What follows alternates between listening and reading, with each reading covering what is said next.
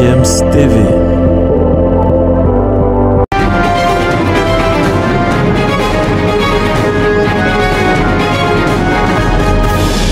Bienvenue sur GFM TV, vous êtes sur Sport Matin. Sport Matin reviendra sur la Ligue des Champions avec la qualification du Bayern de Munich, de Chelsea.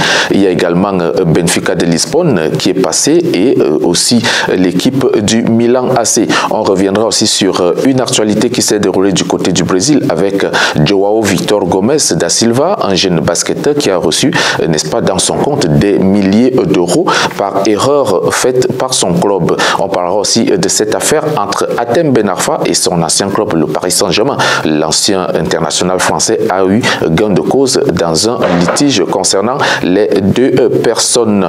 Et puis, on va, n'est-ce pas, évoquer une autre actualité dont vous allez découvrir juste après ce break.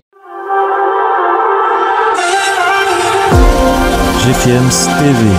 Retour donc sur ce plateau de Sport Matin et on commence par Hatem Ben Arfa, ancien joueur du Paris Saint-Germain qui a obtenu gain de cause sur une affaire liée à son licenciement débouté en première instance. Le joueur et son conseil ont fait appel et le Paris Saint-Germain a été condamné pour harcèlement moral. D'après le journal L'équipe, Ben Arfa obtient donc également 100 000 euros de rappel de salaire et de primes éthiques, très peu par rapport aux 7,7 millions d'euros réclamés par, n'est-ce pas, son conseil. Pour rappel, Hatem Ben Arfa avait été écarté du groupe du Paris Saint-Germain à l'époque où il jouait dans le club après une visite de l'émir du Qatar lors de laquelle il a jugé bon de se plaindre contre Nasser Al-Khelaifi, le président du Paris Saint-Germain. La remarque portait donc sur le fait qu'il était difficile de joindre son président pour évoquer sa situation sportive.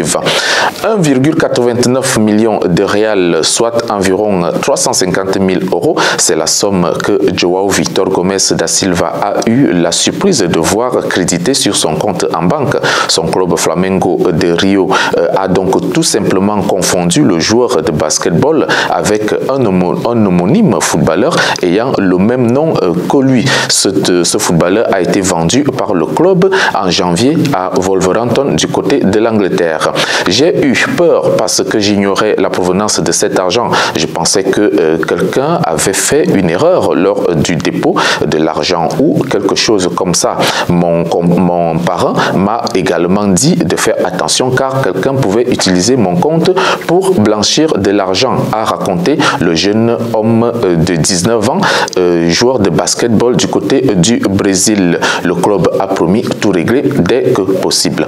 La Ligue des Champions ne sera donc pas parisienne cette saison. Le club de la capitale française est sorti de la compétition après sa défaite 2-0. C'était à l'Alliance Arena. Eric Maxime Choupo-Moting a ouvert la marque à la 61e minute et c'est Serge Gnabry qui a tué le match à la 89e minute. Paris Saint-Germain avait déjà perdu à l'aller 1-0 sur son propre stade au Parc des Princes grâce à un but de Kingsley Coman. Dans l'autre rencontre de ce mercredi, les Spurs de Tottenham et l'AC Milan ont fait match nul 0 but partout. C'est donc l'AC Milan qui se qualifie grâce à sa victoire à l'aller 1-0.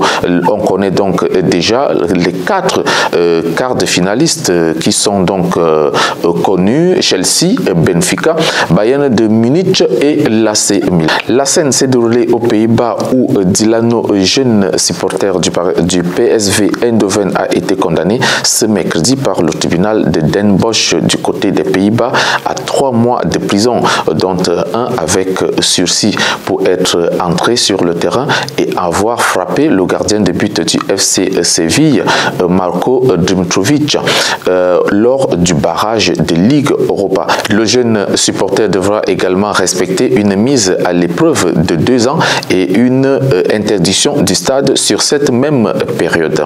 Chelsea a éliminé Dortmund en 8e de finale de la Ligue des Champions 2-0, alors que les Allemands s'étaient imposés 1-0 au match aller. Emre Can Furax, après cette élimination, pointe du doigt l'arbitrage et M.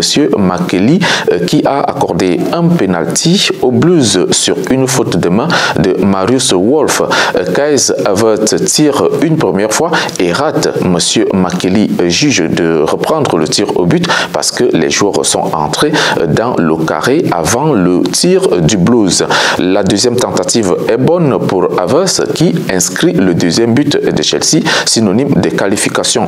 On a perdu à cause de l'arbitrage, a réagi à chaud Emre Can, hors de lui, redonner le penalty à tirer.